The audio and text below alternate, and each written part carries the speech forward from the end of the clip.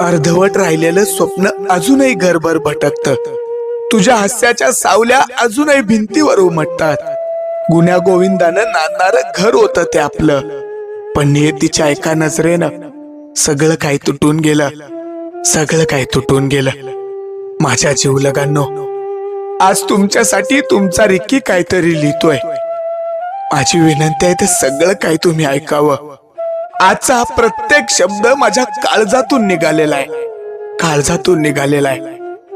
आई, ए माझी आई, अगं तू रडतेस का ग? आई तू रडतेस ते मला सहन होत नाही ग.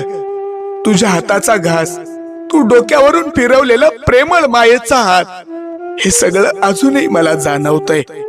आई तू म्हणायचीस ना, माझा रिक्की खूप मोठा होईल. बाबा, अहो तुमच्या खांद्याला खांदा लावून उभं राहायचं होतं. तुमच्या उतरत्या वयात आधार व्हायचं होतं. पण आज तुम्हीच माझ्या फोटोला आधार देत उभे आहात. ते पाहून मन तुटते हो बाबा. नमिता, अगं खूप गुण्या गोविंदानं नांदत होतो ग आपण. घरात हसू, मुलांचा गोंधळ, सावरणारं सगळ्यांचं एकजूट कुटुंब. पण नियतीने नजर लावलीच. एका क्षणात सगळं काही हिरावून घेतलं. पण तू खंबीर राहा. प्रियांश आणि भक्तीला घट्ट धर. त्याच्यातच मी जिवंत आहे. प्रियांश, बाळा तू मोठा हो आणि आईचा आधार बन. मैदानात खेळताना समज बाबा तुझ्या सोबत धावत आहेत. भक्ती, तुझं हसू म्हणजे माझं आयुष्य होतं ग, आणि आजही आहे. तुझ्या डोळ्यात पाणी आलं की माझं मन व्याकुळ होतं. विक्की दादानी, नलिनी वहिनी, घराला आधार द्या. माझ्या मुलांना आई वडिलांची उणीव भासून देऊ नका.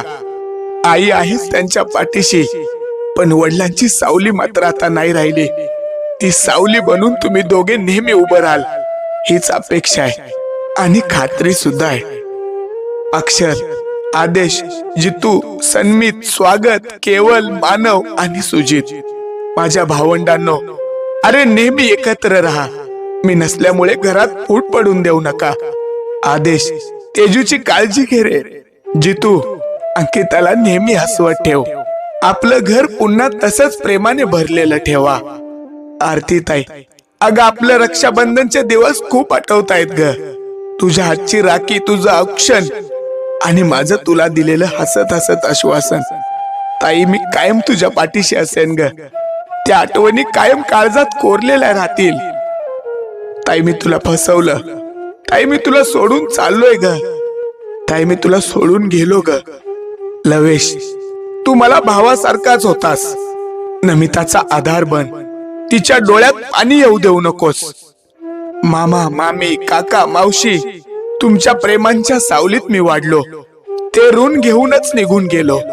माझ्या मित्रांनो, अजय, राहुल, विकेश, आदर्श, राहुल म्हात्रे, साहिल, कौस्तुभ, कुणाल, अवी, रवी, उमेश, रोहित, दिनेश, दुर्गेश, सिद्धेश, विवेक, ओंकार, बच्ची, नयन, प्रभाकर, रणजित, निखिल, मिलिंद, अमित, रोशन, स्वप्नील आणि शैलेश, तुमच्या सोबत घालवलेले क्षण म्हणजे माझं खरं आयुष्य होतं.